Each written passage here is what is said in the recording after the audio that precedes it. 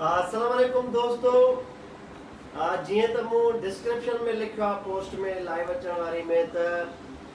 सुभाणे समूरी संगत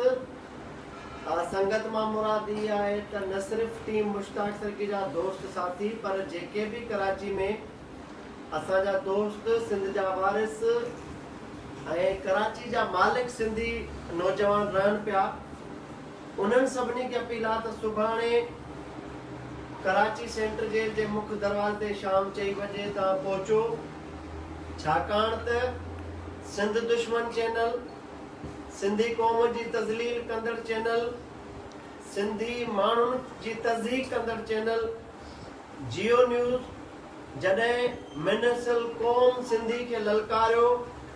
जॾहिं इरशाद भट्टी जड़े नाम निहाद एंकर पर्सन असां सिंधी कौम जी तज़लील कई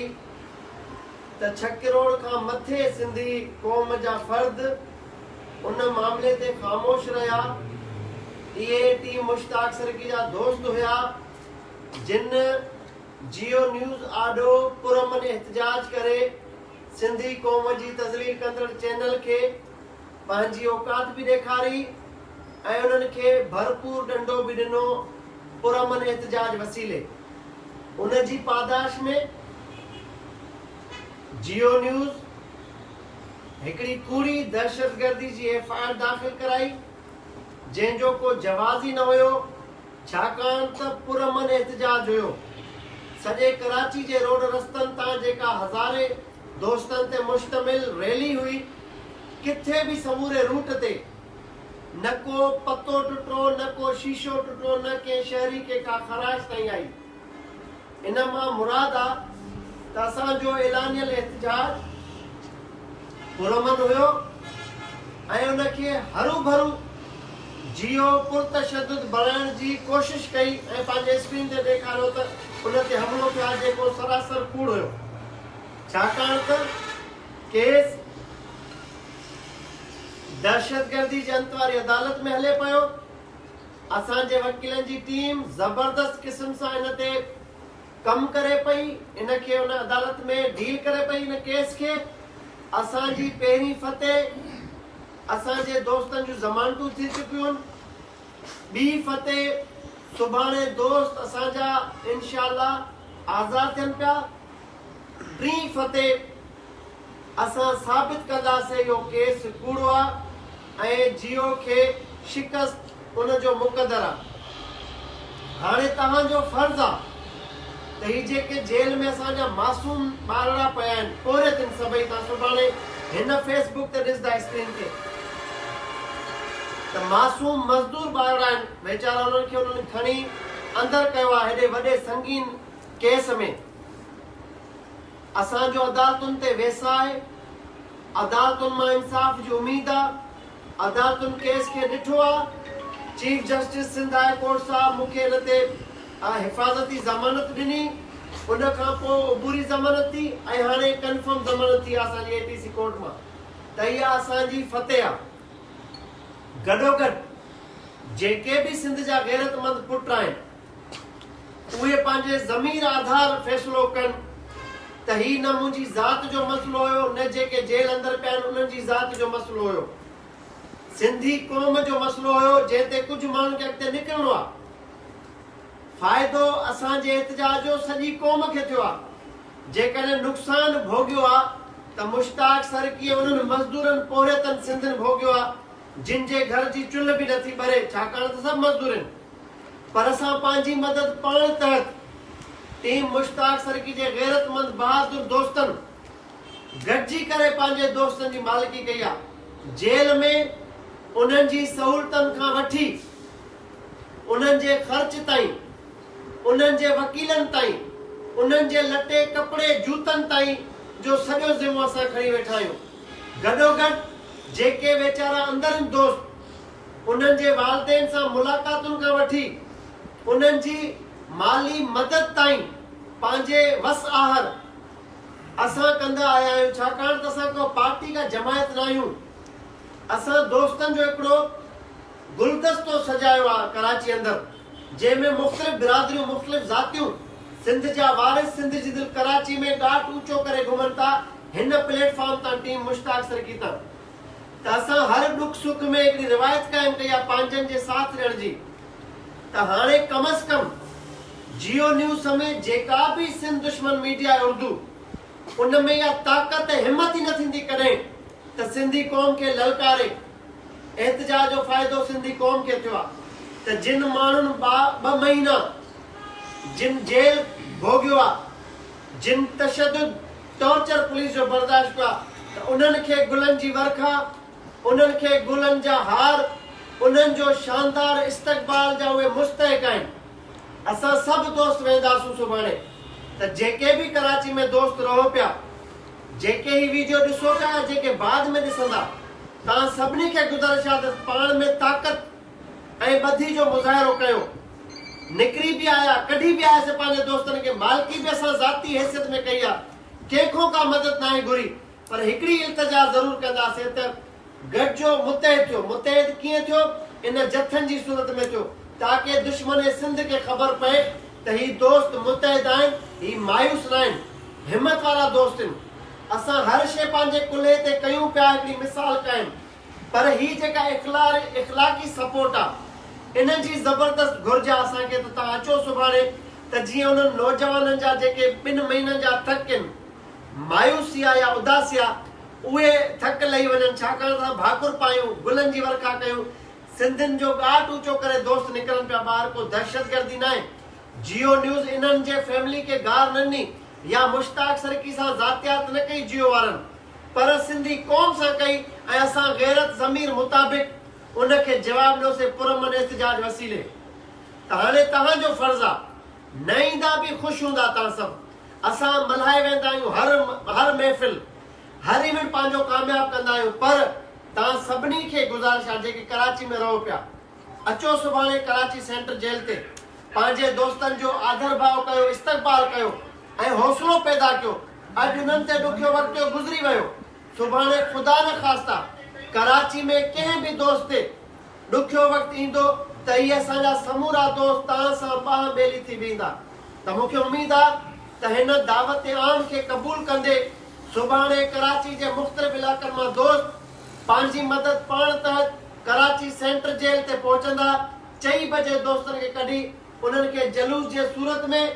असां उन्हनि खे घर पहुचाईंदासूं। त असांजी फुल कोशिशि आहे सुभाणे उन्हनि जी आज़ादी जी। ज़मानतूं थी चुकियूं आहिनि, ज़मानत जा कागज़ जमा थी चुका आहिनि, ऐं हिते ख़ासि ज़िक्र करण मां न विसारींदुसि त हीउ जेको दोस्त आहे मुंहिंजो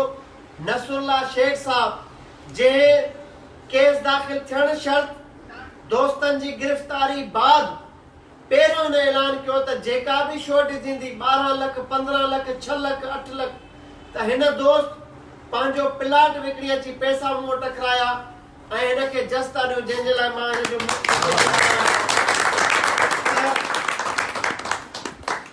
अहिड़ा गैरतमंद दोस्त जेके कराची में रहनि पिया, जेके उन जज़्बे तहत सिंधियत जे जज़्बे सां सरशार माण्हू, असांखे अहिड़े दोस्तनि ते फ़ख़ुरु आहे। बाद में मूं पाण नसरुल्लाह खे उहा अमानत वापसि कई। मूं चयो जहिड़ी ज़मानत थींदी तव्हां पाण बंदोबस्तु कंदा। उन खां पोइ ज़मानत जो बंदोबस्तु नसरुल्लाह पाण कयो। कंहिं बि असांजा जेके क़ैद दोस्त आहिनि, हिकिड़े टके पैसे जी उनखे असां तकलीफ़ रहंदी आहे, असां पाण मल्हायो आहे, फ़ख़ुर सां चऊं था। जेल में सहूलियतुनि खां वठी जेको वस हुयो असांजो हलाए करे उन्हनि खे हर तकलीफ़ खां बचाइण जी भरपूर कोशिशि कई आहे। वकीलनि ताईं मां जस्तो ॾियां पंहिंजे वकीलनि जी टीम खे, जंहिंमें नाले वारो एडवोकेट अॻूणो जज शाहिद हुसैन सूमरो साहब असां सां बाह ॿेली बणियल आहे। इन जियो न्यूज़ वारे केस में खेसि बि असां भरपूर ख़िराज पेश था कयूं ऐं सलाम था कयूं। गॾोगॾु मैडम खदीजा शमसी साहिबा जेका नाले वारी वकील आहे, उहा बि पहिरें ॾींहं खां, उहे त मुंहिंजे मुख़्तलिफ़ केसनि में उहा लीगल टीम जी हेड आहे, पर हिन केस में बि उनखे सलाम आहे। पाण मुरादी असां सां पहिरें ॾींहं खां बीठी आहे, उनखे बि असां निमी सलाम था कयूं। कलीम शर साहब जेको शाहिद सूमरे साहब जी टीम जो जूनियर आहे, उहो बि पहिरें ॾींहं खां हिन केस में गॾु आहे। त माना 15 खां 20 वकीलनि जा जेके टीम आहे असां सां हिन में गॾु आहे, उन्हनि खे सलाम था कयूं। बिना मुआवज़े जे इन सचे सिंधियत वारे जज़्बे ते असां सां गॾु बीठल आहिनि। ऐं असांखे ख़ुशी आहे त कम अज़ कम कराची में असां जेको बि पोरियो कयूं था पंहिंजे सिंधियुनि जी मालिकियत अमल में जेका जदोजहद कयूं था उन में एतिरे क़दुरु शऊर उजागर करण में असां कामयाब आहियूं त असांखे मुख़्तलिफ़ जेके प्रोफेशनल्स आहिनि ज़िंदगी जे मुख़्तलिफ़ शोबनि सां तालुक़ रखंदड़ उहे असां सां ॾुखे वक़्त में ॿाह मेरी थी बीहनि था उन्हनि सभिनी खे निमी सलाम त सुभाणे सभिनी जो इहो फर्ज़ हुजणु घुरिजे ऐं उन जियो न्यूज़ इंतिज़ामिया खे इहो मैसेज वञणु घुरिजे त सुभाणे सिंधी क़ौम जी तज़लील खां अॻु 100 भेरा सोचे जियो फिरोन जेको चैनल आहे सोचे त सिंध जी दिलि कराची में सिंधी क़ौम जा वारिस अर्धा पुट वेठा आहिनि जेकॾहिं ॿीहर तज़लील कई त ॿीहर ई अची दमादम मस्त कलंदर कंदा त इन जे करे तव्हां मुंहिंजो चेहरो पसंदि न कयो तव्हां टीम मुश्ताक सरकी खे पसंदि न कयो पर जेको अमल सिंधी क़ौम खे सिंध धरती खे सिंध जी दिलि कराची खे फ़ाइदो पहुचाए ख़ुदा रा उन ते गॾु बीहो उन ते इख़लाक़ी मदद कयो असां सां गॾु बीहो ऐं दुश्मन सिंध खे ॿुधायो त सिंधी असां मुतहिद आहियूं ताज़ी जेका मुल्की सियासी सूरत हाल आहे उन में तव्हांखे इहो मैसेज वठणु घुरिजे त कीअं सॼो माहौल पैदा थियो कीअं हुकूमत ड्रामेबाज़ी कई कीअं हुकूमत सॼी ड्रामेबाज़ी ख़तमु कई त जीअं मक़सदु इहो आहे त जेको बि फ़िरक़ो फ़िको मज़हब ॿोली ज़बान रंग नस्ल पाण में मुतहिद आहे बाहिमत आहे साबित क़दम आहे त रियासत ऐं हुकूमत गोॾा खोण ते मजबूर थिए थी हे त जियो चैनल आहे इन जी कहिड़ी हैसियत आहे ही जेको बि सिंध दुश्मन मीडिया हूंदो सुभाणे उनखे का बि जुरत हिम्मत न थींदी त सिंधी क़ौम खे डमी जे नाले ते अज़राए मज़ाक जे नाले ते ऐं फनी प्रोग्राम जे वसीले तज़दीक ऐं तज़लील जो निशानो बणाए त असांखे फ़ख़ुरु आहे असां हिन में साबित क़दम रहियासीं कई माण्हुनि सिंध हुकूमत सिंध जे वज़ीरनि इन केस दाख़िल थियण खां पोइ मूंखे अप्रोच कयो त जियो वारा वेहण चाहिनि था त केस वापसि था वठूं बस मुश्ताक सरके जी ठाह करे भाकुर पाए मूं चयो मां अहिड़े ठाह खे अहिड़े चैनल खे अहिड़े इंतिज़ामिया खे लानत थो विझां असां वेहण खे तरजीह न ॾिनी पंहिंजी महिनत सां पंहिंजे बचड़नि खे असां ॿाहिरि पिया कढूं ऐं जियो खे मैसेज वियो त को अहिड़ा दोस्त आहिनि हिते चरिया कराची में सिंधी जेके न वेहनि था न ॻाल्हाइनि था ऐं पंहिंजी क़ौम जी बका ऐं इज़त नफ़्स जी बाली जे लाइ हर क़दम खणण लाइ तयारु आहिनि त मां सलाम थो पेश कयां उन ॾींहुं जेके भी दोस्त एहतजाज में पुरअमल में असां सां गॾु हुया जिन न को तशद्दुद कयो न को शीशो तोड़ियो न के गार्ड खे ख़राश ॾिनी उन्हनि सभिनी खे सलाम असां पुरअमन माण्हू आहियूं हमलावर माण्हू ये जीअं सर कटा कन कटा सर फटा उबैद केटू कमांडो चरिया कुरे ये कसाई ये माण्हू वेंदा धमाका करण मीडिया ते चैन स्कूटरनि ते 8 ॼणा फायरिंग करे माण्हू मारे ईंदा उहा दहशतगर्दी आहे असां त पुरअमन एहतजाज ऐलान कयो असां त पुरअमन एहतजाज धरणो हणी वेही रहियासीं असां कहिड़ो ते दहशतगर्दी कई आहे इहे ई जवाब इन्हनि खे कोर्ट में ॾियणा पवंदा इन्हनि खां हिसाब वठंदासीं कूड़ी FIR जो असां हर कानूनी रेमेडी पंहिंजी अवेल कंदासीं इंशाअल्लाह त सुभाणे टीम मुश्ताक सर की तयार आहे इंशाअल्लाह सब तयार आहियो दोस्त त ईअं ई सॼी सिंध ऐं बिलख़ुसूस सिंध जी दिलि कराची सिंध जी राजधानी कराची में रहंदड़ सिंधियुनि खे अपील आहे त असां बि रोज़े सां हूंदासीं हू जेके बेगुनाह कैद काटनि पिया उहे बि रोज़े सां हूंदा सभु अचो चई पंहिंजे गॾु थी उन्हनि खे उनजे घर अमड़ियुनि सां मां वाइदो कयो आहे उन्हनि जूं पीसनि माइरूं जेके अॼु ॾींहं ताईं क़ुर लोॾनि पियूं तमामु ग़रीब फैमिलीज़ आहिनि त असां तव्हां सभिनी खे ॾेखारणु चाहियूं था त ग़रीब ज़रूरु आहिनि पर सिंधी क़ौम गैरतमंद आहे उन्हनि कॾहिं हथियार फिटिया न आहिनि कया उन्हनि झुकणु न आहे सिखियो उन्हनि जो ॻाठ पोइ बि ऊचो आहे ग़रीब हुजण जे बावजूदि उन्हनि जा हौसला बुलंद आहिनि ऐं उन्हनि जी माइरनि वालिदेन मूंखे चयो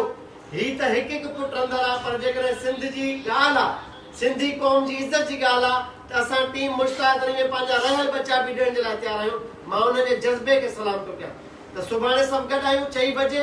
कराची सेंट्रल जेल ते इंशाअल्लाह मुलाक़ात थींदी पंहिंजे दोस्तनि सां ऐं उन्हनि खे धाम धूम सां वठी हलंदासीं उन्हनि जे घरनि ॾांहुं